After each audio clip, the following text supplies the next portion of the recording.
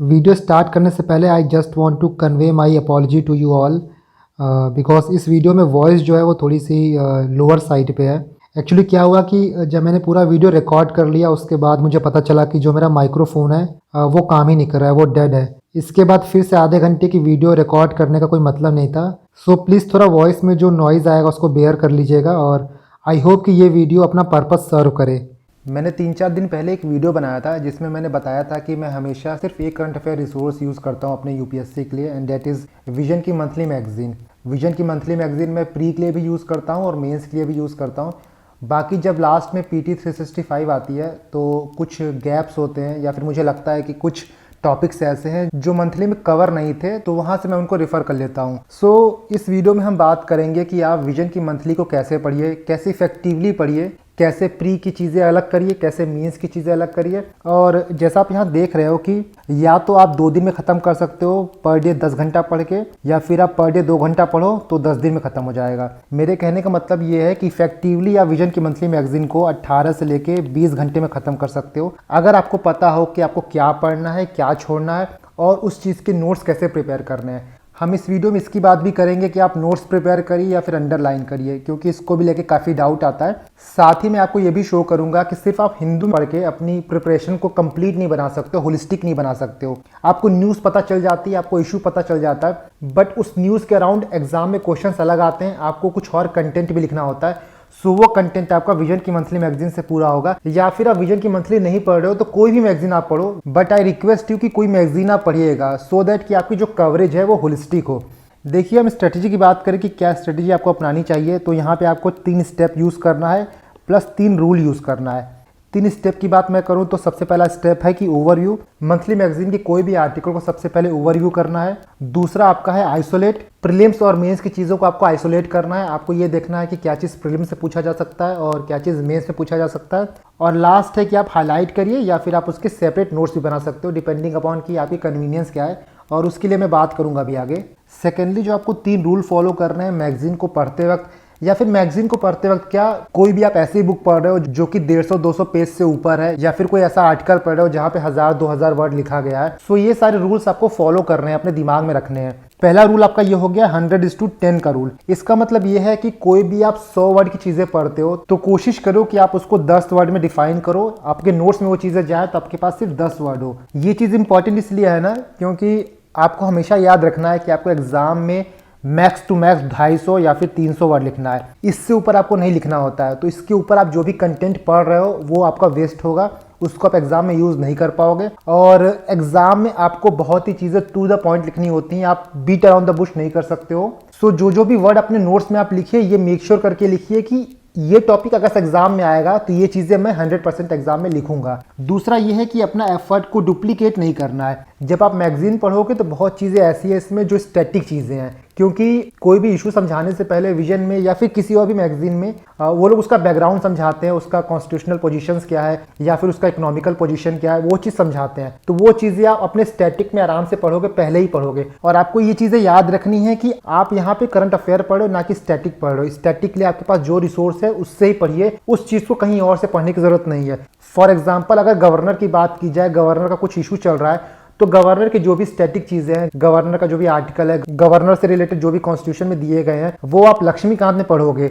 और तीसरे पॉइंट की बात मैंने पहले ही कर ली है कि आपको ये याद रखना है कि आपको 250 वर्ड डिलीवर करना है। आपको जेनरिक पॉइंट्स यूज नहीं करने हैं, आपको स्पेसिफिक पॉइंट्स यूज करने हैं।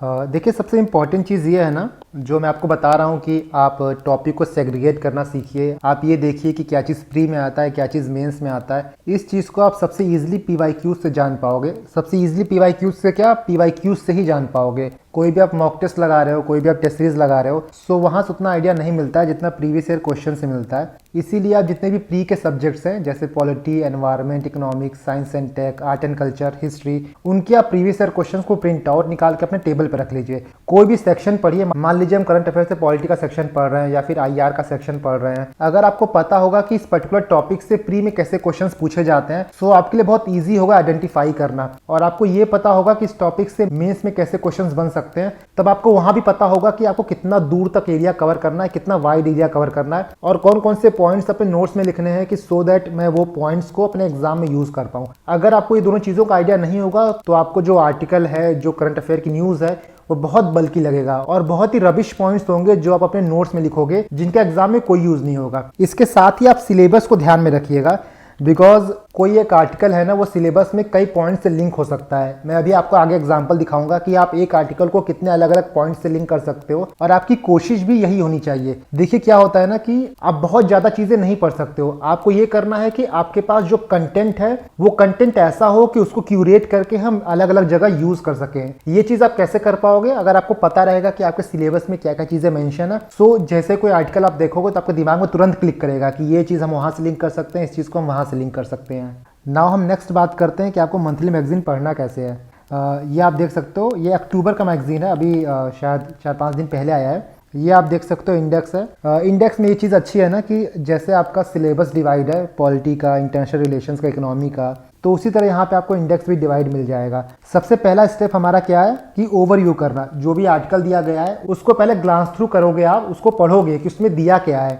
चलिए मैं यहाँ आपको पहला आर्टिकल पढ़ के बताता हूँ कि आपको आर्टिकल को पढ़ना कैसे है, प्री की चीज़ें कैसे अलग करनी है और मेंस की चीज़ें कैसे अलग करनी है। एक बार हम इस आर्टिकल को समझ लेंगे, फिर मैं आपको बताऊंगा कि आपको नोट्स कैसे प्रिपेयर करने हैं। जैसे आप ये देख सकते हो, ये नोट्स हैं, तो कैसे पॉइंट एक्सट्रैक्ट करने हैं, क्या नोट्स में लिखना है, क्या इंपॉर्टेंट पॉइंट्स को ऐड करना है, वो सारी चीज़ें मैं आपको यहाँ पे समझाऊंगा। ये आपका आर्टिकल है digitalisation of land resources in India. आप जानते होंगे कि जब भी आप कभी जिला कार्यालय या फिर तहसील गए होगे तो वहाँ पर जो लैंड के कागज रहते हैं, जो रिकॉर्ड्स रहते हैं, वो फिजिकल फॉर्म में रहते हैं, जिसकी वजह से वो कटफट जाते हैं, डिस्ट्रॉय हो जाते हैं, कई बार मैनिपुलेट हो जाते हैं। सो फिजिकल फॉर्म में रिकॉर्ड रखने का यही ड्रॉबैक होता है, और इसी चीज़ को हटाने के लिए और डिजिटलाइजेशन को बूस्ट करने के लिए सेंट्रल गवर्नमेंट ने स्टेट गवर्नमेंट से ये कहा है कि जो सब रजिस्ट्रार ऑफिस हैं वहाँ पे लोकल सर्वर्स इंस्टॉल किए जाए और हाई स्पीड इंटरनेट प्रोवाइड किया जाए। अगर हम लैंड रिकॉर्ड की करंट डिजिटलाइजेशन की बात करें तो 94% गांव जो है वहाँ पे जो लैंड रिकॉर्ड है वो कंप्यूटराइज्ड हो चुका है। इसके बाद अराउंड 29 स्टेट जो है वो रिकॉर्ड ऑफ राइट जो है वो वेब पे डिस्प्ले करते हैं। 70.41 कैडेस्ट्रल मैप जो है वो डिजिटाइज्ड हो गया है। कैडेस्ट्रल मैप मतलब ये होता है कि वो आपके रियल एस्टेट बाउंड्रीज को बताते हैं।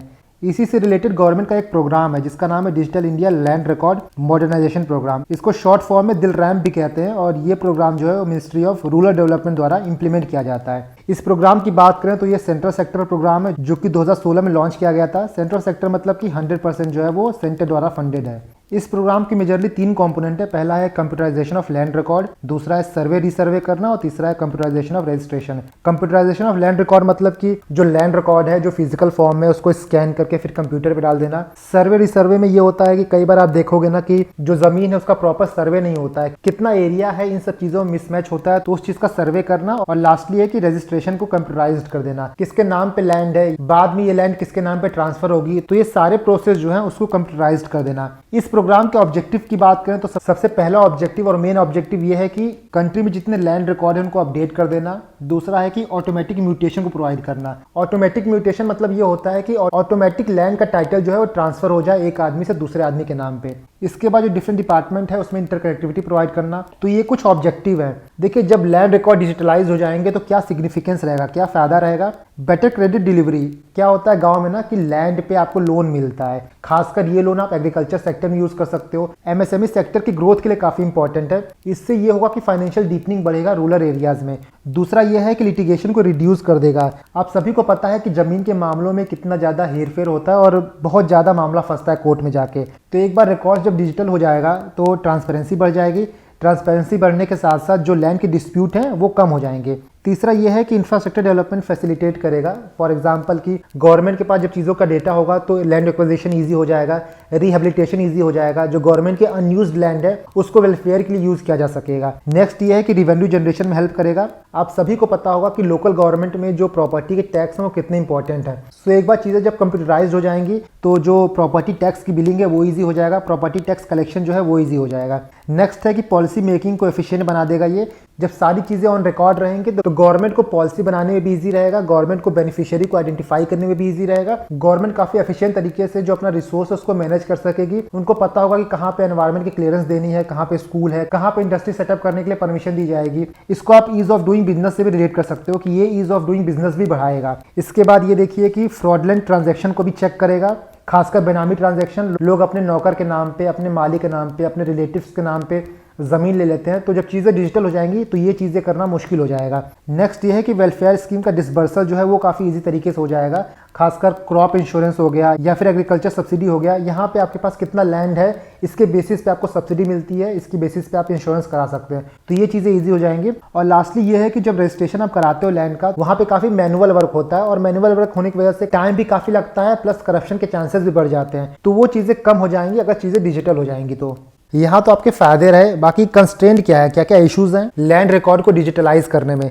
सबसे पहला है कि लेगेसी इश्यूज, ओल्ड रिकॉर्ड में कौन किसका चाचा है, कौन किसका भतीजा है, इन सब चीजों में बहुत मिसमैच है। तो इनको रेक्टिफाई करके इन सब चीजों को डिजिटल करना ये बहुत बड़ा चैलेंज है। दूसरा ये है कि पहले जो डेटा कलेक्ट किए गए हैं वो बहुत सब स्टैंडर्ड के हैं, कहीं रॉन्ग एंट्री की गई है तो कहीं डेटा मिसमैच है। और अगर हम लोग यही डेटा फिर से कंप्यूटर पर डाल दिए तो जो चीजें हम लोग प्रिवेंट करना चाहते हैं, जो लीगल डिस्प्यूट हम कम करना चाहते हैं, वही लीगल डिस्प्यूट जो है वो फिर से बढ़ जाएगा। इसके बाद यह है कि जो एडमिनिस्ट्रेशन है उसकी कैपेसिटी बहुत लिमिटेड है, खासकर उनको टेक्निकल नो हाउ नहीं है। कई जगह आप देखोगे कि गांव में एक बेसिक कंप्यूटर चलाना लोगों को नहीं आता है। सो वहां पे सब कुछ डिजिटल करना, हाई स्पीड इंटरनेट प्रोवाइड करना, ये एक बड़ा चैलेंज है। इसके बाद देखिए नॉन यूनिफॉर्मिटी का इश्यूज आता है। लैंड जो है वो स्टेट सब्जेक्ट है, इसीलिए अलग अलग स्टेट का अलग अलग फॉर्मेट होता है लैंड रिकॉर्ड को मेंटेन करने का, तो वहां पे यूनिफॉर्मिटी नहीं है। इसके बाद यह है कि अलग अलग नोडल एजेंसी जो है उनके बीच में कोऑर्डिनेशन मेंटेन करना भी एक चैलेंज है। और इसी इशू की वजह से जो सिंगल विंडो क्लियरेंस है उसको अप्लाई करना काफी कम्बरसम प्रोसेस हो जाएगा। अगला जो सबसे बड़ा इशू है वो है डिजिटल गैप का। अभी भी गांव में इंटरनेट नहीं पहुंचा है और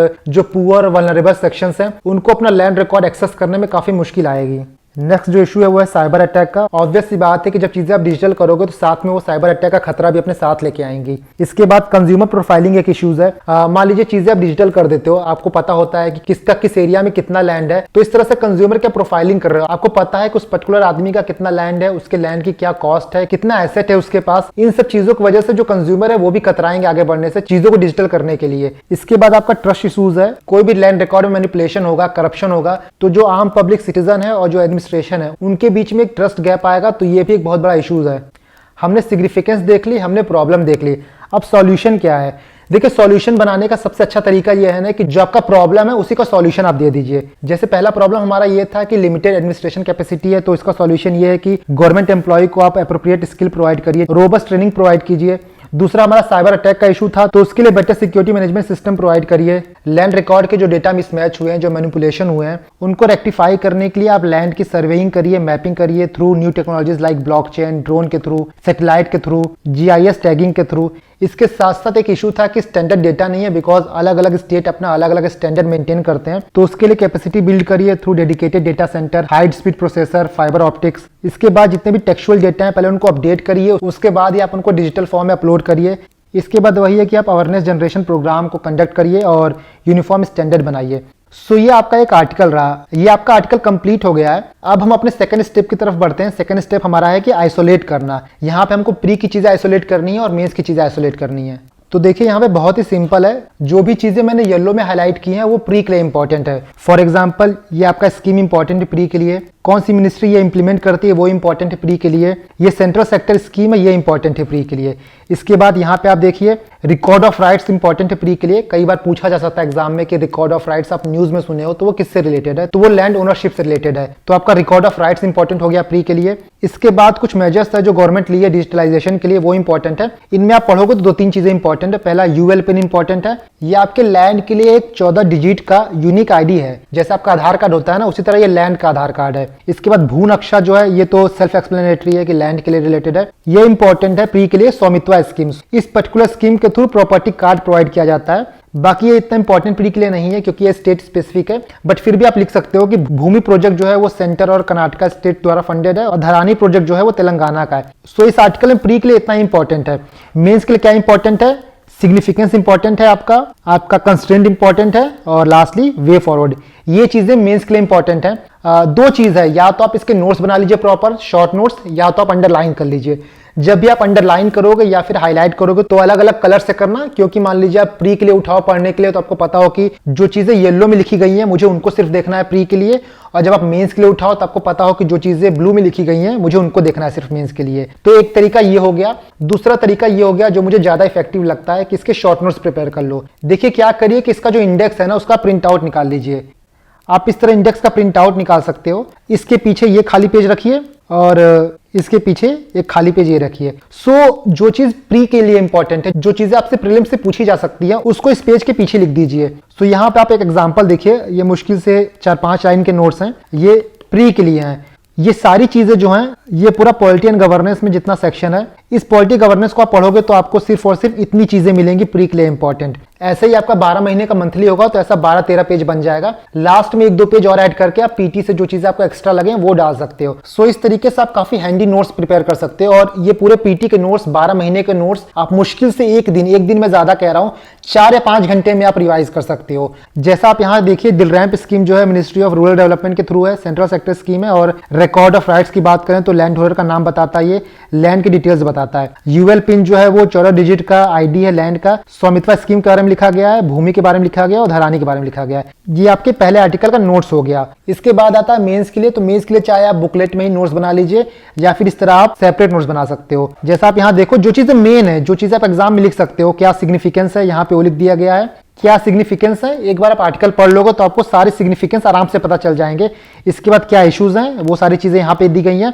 जो इश्यूज हैं उसी का सॉल्यूशंस यहाँ लिखा गया है। इसके अलावा कुछ और स्टेप की बात की है मैंने जो गवर्नमेंट ने लिया था, और यहाँ पे आप देख सकते हो एक डेटा दिया है मैंने सिंपली। सो इसी तरह आपको नोट्स प्रिपेयर करने हैं। साथ ही जो मैंने चीजें बताई थी कि एक नोट्स को आप कई जगह यूज कर सकते हो। जैसे इस पर्टिकुलर न्यूज को आप कहाँ यूज कर सकते हो, ये आपका GS2 में यूज होगा, GS3 में यूज होगा। GS2 में गवर्नेंस का जो टॉपिक है वहां यूज कर सकते हो।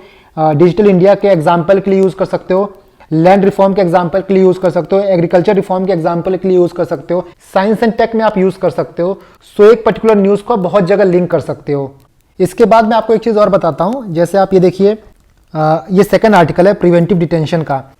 इस पहले पेज में जो मैक्सिमम चीजें दी गई हैं ये आप पॉलिटी में पढ़ोगे, लक्ष्मीकांत में पढ़ोगे, तो इस चीज का नोट्स आपको नहीं प्रिपेयर करना है। ये चीजें आप स्टैटिक में पढ़ोगे। आप यहाँ पे रीड कर सकते हो बेसिकली रिवाइज करने के लिए, बट कोई नोट्स नहीं प्रिपेयर करना है। जो नोट्स प्रिपेयर करना है वो बेसिकली इसका है, क्या क्या इश्यूज हैं और क्या क्या वे फॉरवर्ड है, ये चीजों का आप नोट्स प्रिपेयर करिए। साथ ही सुप्रीम कोर्ट के कुछ जजमेंट लिख लीजिएगा। तो इस पर्टिकुलर आर्टिकल से आपको प्री के लिए कोई चीज नहीं मिलेगा जो कि आप लिखिए। इसमें जो भी चीजें प्री के लिए हैं वो ऑलरेडी आपके स्टैटिक रिसोर्स में है। तो जो मैंने बोला था कि डुप्लीकेशन ऑफ एफर्ट नहीं करना है, तो यही चीज वो है कि फिर से आपको नहीं लिखना है। बाकी जैसा मैंने पिछले आर्टिकल में बताया था कि कैसे नोट्स प्रिपेयर करने हैं, उसी तरह आप इसका भी नोट्स प्रिपेयर कर सकते हो। ये आप देखिए, सिंपली यहाँ पे आपका इश्यूज है। इसके बाद यहाँ पे देखिए कुछ मैंने सुप्रीम कोर्ट के जजमेंट लिखे हैं, कहाँ यूज कर सकते हैं। GS2 में, फंडामेंटल राइट में, सुप्रीम कोर्ट के रोल में, डिस्प्यूट रिड्रेसल मैकेनिज्म में यूज किया जा सकता है। इसके बाद यहाँ पे इश्यूज है और यहाँ पे वे फॉरवर्ड है। सिर्फ इतना ही नोट्स है। ये चीजें आप चाहे वहां अंडरलाइन कर सकते हो या फिर इसका सेपरेट नोट्स बना सकते हो। ये दोनों PDF मैं अपने टेलीग्राम चैनल पे डाल दूंगा ताकि आपको देख के एक आइडिया मिल जाए कि नोट्स कैसे प्रिपेयर करने हैं, शॉर्ट नोट्स में क्या क्या चीजें लिखनी है और क्या क्या चीजें इंपॉर्टेंट है। तो मेरे टेलीग्राम चैनल पे आपको ये मिल जाएगा। मेरे टेलीग्राम चैनल का लिंक आपको डिस्क्रिप्शन बॉक्स में मिल जाएगा। उसके बाद देखिए, जो मैंने न्यूज़पेपर की बात की थी ना, ये आपके पहले आर्टिकल का न्यूज़ है। इसी न्यूज़ के ऊपर वो पूरा आर्टिकल लिखा गया था। इस न्यूज़ को पढ़ोगे तो आपको बहुत लिमिटेड चीज़ मिलेगी, सिर्फ इस न्यूज़ के बारे में समझाया गया है। बट वहीं आपने आर्टिकल को पढ़ा तो आपको सिग्निफिकेंस पता चला, आपको कंस्ट्रेंट पता चला, आपको वे फॉरवर्ड पता चला। उसके अलावा और भी गवर्नमेंट क्या स्टेप ले रही है डिजिटलाइजेशन के लिए वो आपको पता चला। दैट इज वाई मैं बोलता हूँ कि मंथली मैगजीन को पढ़ना इंपॉर्टेंट हो जाता है, बिकॉज उसमें सिर्फ आपको न्यूज़ नहीं पता चलती है, न्यूज़ के अराउंड जो भी क्वेश्चंस एग्जाम में आ सकते हैं वो पता चलते हैं। सो आई होप कि आपके मन से ये डाउट बिल्कुल क्लियर हो गया होगा कि मंथली मैगजीन कैसे पढ़ें, उसमें प्री की चीज़ें कैसे अलग करें, मेंस की चीज़ें कैसे अलग करें, नोट्स कैसे प्रिपेयर करें। और ये वीडियो थोड़ा लंबा हो गया है, बट आई थिंक कि काफ़ी ज़रूरी था इस पर्टिकुलर इशू को एड्रेस करना। और जो मैंने बोला है कि आप मैगजीन को 20 घंटे में कंप्लीट कर सकते हो, इस तरह से आप चीज़ों को पढ़ोगे, चीज़ों को डिमार्केट करोगे तो बहुत आराम से आपका मैगजीन खत्म हो जाएगा। और मुझे लगता है कि आप UPSC की तैयारी कर रहे हो तो आइडियली आपको 18-20 घंटे में ही मैगजीन खत्म करनी है, बिकॉज इसके अलावा भी आपको बहुत चीज़ें पढ़नी होती हैं।